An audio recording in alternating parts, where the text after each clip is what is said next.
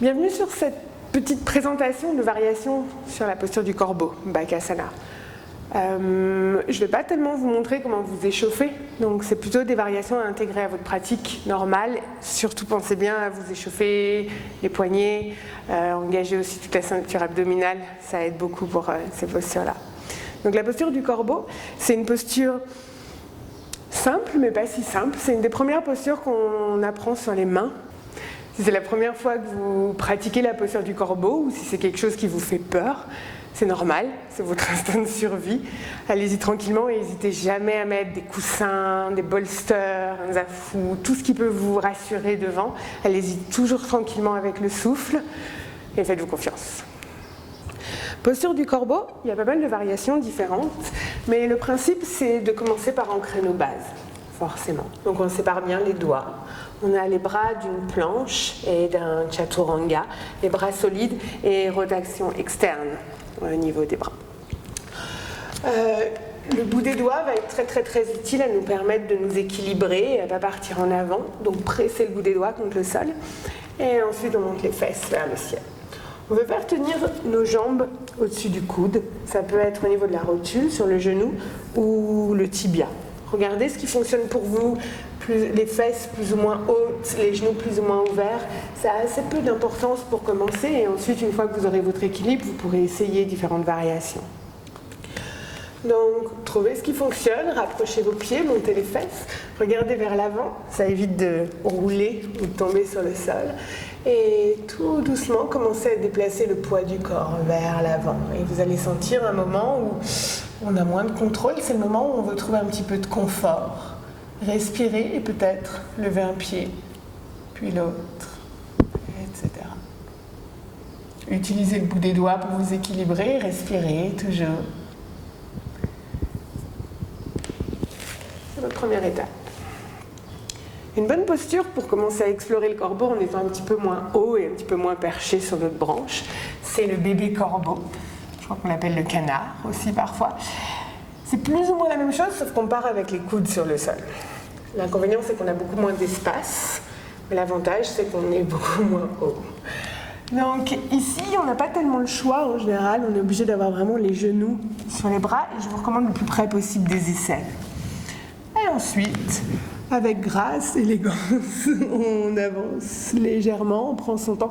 C'est comme si on voulait manger un petit M&M sur le sol et peut-être que les pieds se soulèvent. On n'a pas l'impression d'aller très haut, c'est normal, on ne va pas très haut, mais on peut observer comme ça les sensations du corps qui se lèvent.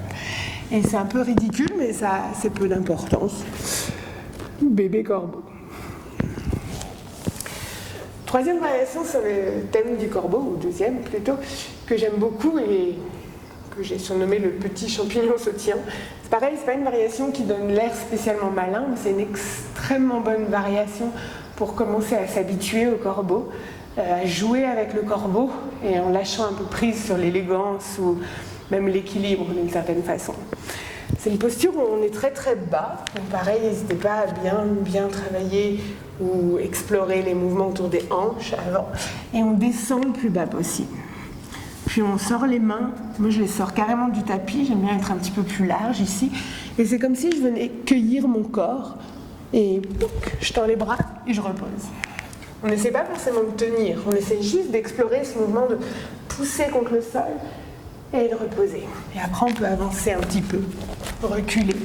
Et c'est juste une façon de jouer et de désacraliser aussi un petit peu la posture du corbeau et le fait de tenir et une certaine élégance. On explore, on trouve notre équilibre et c'est assez intéressant. Donc explorer cette idée aussi, très bas, bien ancré, hop, et on repose. Éventuellement, si vous le faites beaucoup, d'un moment, vous pouvez peut-être tenir un petit peu, mais ça a assez peu d'importance.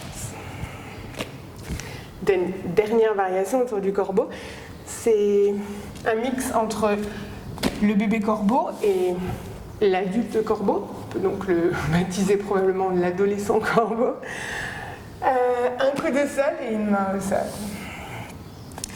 Du coup, n'hésitez pas à explorer différentes positions de l'avant-bras et de la main qui est au sol. Le genou vient juste sous l'aisselle, l'autre genou sous l'autre aisselle. Et de nouveau, on prend son temps, on bascule le poids vers l'avant et peut-être qu'on monte les pieds. Même chose de l'autre côté, un coude et une main. On monte les fesses et on pose. En vrai, ce genou-là n'est pas très actif, mais il est là au cas où.